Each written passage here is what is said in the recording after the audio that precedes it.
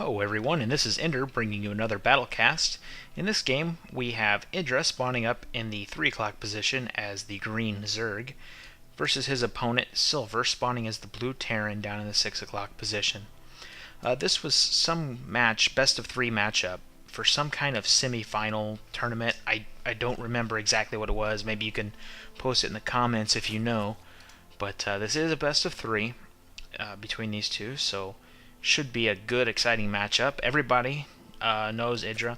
I'm not familiar with Silver, but maybe we'll see more of him in the future.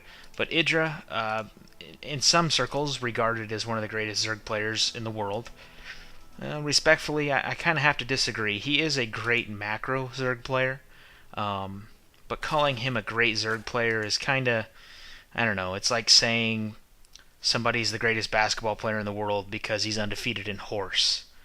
And yeah, they both involve a basketball, but Idra folds to cheese and folds to harassment real easy.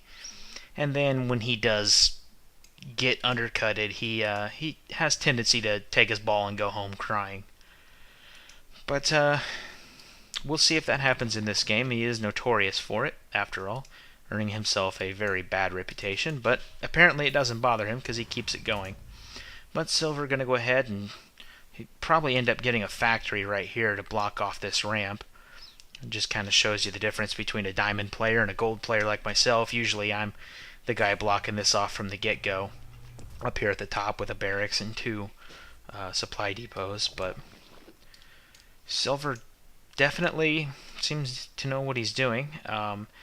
Great strategy here. I mean, this is something else that I know myself and a lot of people struggle with, is scouting the perimeter of your map so you can see things coming in, overlords or drops, or, you know, if you're playing against a Protoss opponent, you don't want them to sneak a probe in here and cannon rush you.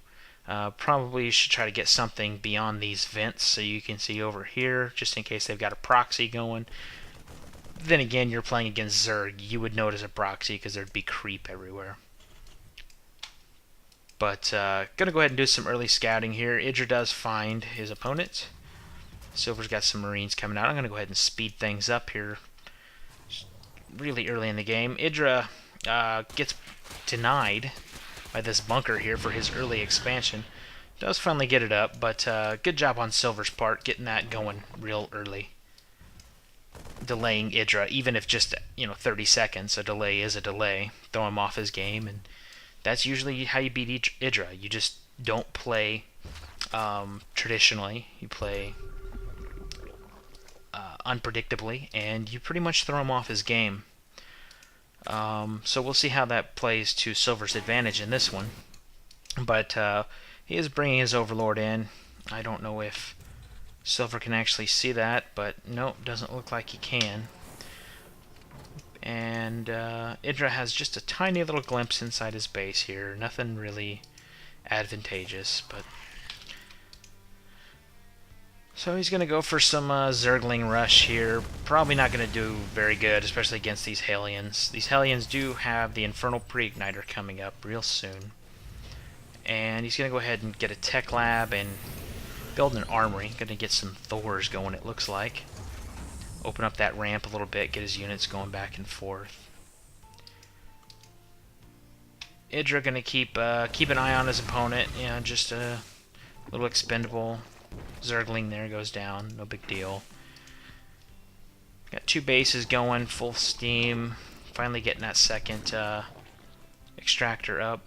And you can see here, harvester count pretty close, but Terran actually ahead in the minerals, mainly due to the wonderful mule. Mules are just great for minerals. Silver going to go ahead and get expansion going on, it looks like. And we got some mech finally coming out for Silver. Got the Thor, siege tank. Looks like he's going to go ahead and push out a little bit if he can. Idra starting to get that creep highway going on. Really helps out. Zerg gets a movement bonus on the creep, so definitely a must if you're a Zerg player. So Idra going to go ahead and do some cheese of his own here, catch his opponent off guard. which is actually kind of humorous because this is something that Idra's been critical of against his opponents. You know, anytime they do anything unorthodox, he's calling them a fag or some other equally asinine insult. But these missile turrets are going to keep this group of Mutalisks at bay. Thor comes in to back everything up. Mutalisks are forced to pull out. They're going to come down here and try to supply lock him, which it does work, 78 to 70, but love that command center.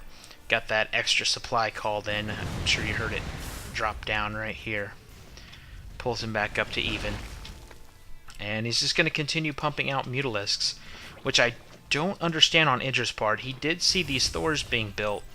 Don't really know why he went Mutas. I don't know. It just seems to me a great Zerg player would have responded to that a little better. But, well, who am I to judge? I'm just a gold player. Gonna go ahead, get in here and get these minerals now. Idra's gonna bring his Mutalisks up here, going against 4 Thors and a handful of Marines. Doesn't stand a chance. And there you go. This is typical Idra. Effing ridiculous, isn't it? Yeah, I don't know exactly what he's talking about. I'm going to assume that he's going on his little rant about how he thinks Terran is overpowered, which is just totally ridiculous to begin with. But Idra just proves, you know, if you don't play Idra's rules, then you can beat him. I mean, Idra is a macro player. He doesn't believe that StarCraft is a micro game. You know, he's said it himself many times. So, okay, so yeah, he's a great macro player. He's great at a game of horse, but not really NBA material in this guy's opinion. So Silver does take game 1. One last note here before I close out the game. I found it pretty interesting and kind of funny that the time was 1337. Just got elite time for an elite game. But we'll see you next time.